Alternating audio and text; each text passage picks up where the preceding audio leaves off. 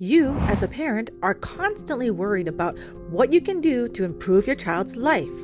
You do the best that you can with what you know. And in this video, a hot and debatable topic these days are the negative effects of devices being linked to obesity, lack of concentration, lack of social motivation, and depression. Let's take a look at what I've found when researching this topic. You hear about limiting device use a lot. It's on the internet, it's on TV. You hear it from your parents, your doctors, from that guy. It's possible that the general public has a previous negative association due to hearing that devices are bad for the brain. Therefore, linking thoughts like, why am I still watching TV or looking at my phone and not doing something more productive? It's gotta mean that the device is causing depression or lack of motivation, right? On top of that, your doctor told you that you should really limit use to under an hour. Less is better. But is that just their personal opinion, or is there factual basis to these claims? Where did these guidelines come from? I have no clue. But I've got a printed brochure that says devices cause all these mental health issues. The fact is, there are actually no clinical studies on this topic that device use is bad for the brain. None. These trials are important because without a true comparison, if devices are the cause of depression, lack of concentration, lack of social motivation, and why not throw an anxiety in there too? It's possible that those symptoms are caused by other factors such as poor diet, lack of exercise, poor sleep, and stress overload. Obesity.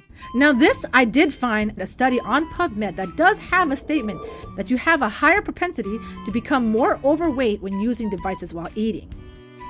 Let me know in the comments below, what foods have you found yourself eating while watching TV? Social motivation and devices. I couldn't really find anything on PubMed about this, so I can only tell you, coming from myself, there are just times that I just want to be alone, depending on my mood, with or without a device.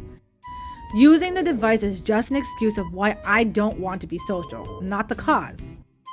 Depression. Depression can be caused by many factors. Besides pre-existing conditions, how well are you sleeping, exercising, and eating? Even the type of things you may be watching, such as a sad or depressing movie, could be the cause of some negative side effects, not actually your device use. I forgot to mention vision problems. Okay, this one has merit to it, as long-term device use does strain the eye. Solution? Take breaks. I actually let my children have free rein to their devices. It may sound radical, but I have not found that my children or even myself have issues with any of the symptoms listed, unless we abuse the privilege. Like anything in life, common sense and moderation is best. I don't allow my children to use devices while eating, outdoor playing, or just before bedtime, including myself. My children learn about interesting subjects and have developed more language because they absorbed information from binge watching Blippi. He's a modern day Pee-wee, except less creepy.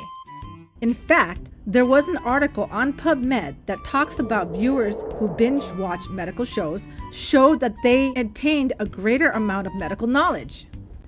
My oldest child, who is 5 years old, truly enjoys playing with his toys and loves going to the park. He leaves his device behind to do these things without a second thought. Sure, in the beginning when first receiving his iPad, he was on it constantly. But after the newness of having full access to his device wore off, on his own, he would put his iPad aside to do other things. I will state a however.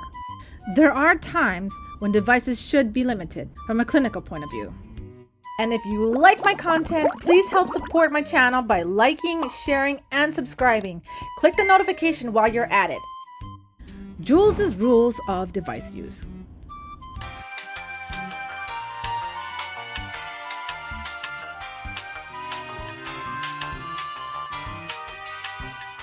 One, do not eat while on a device.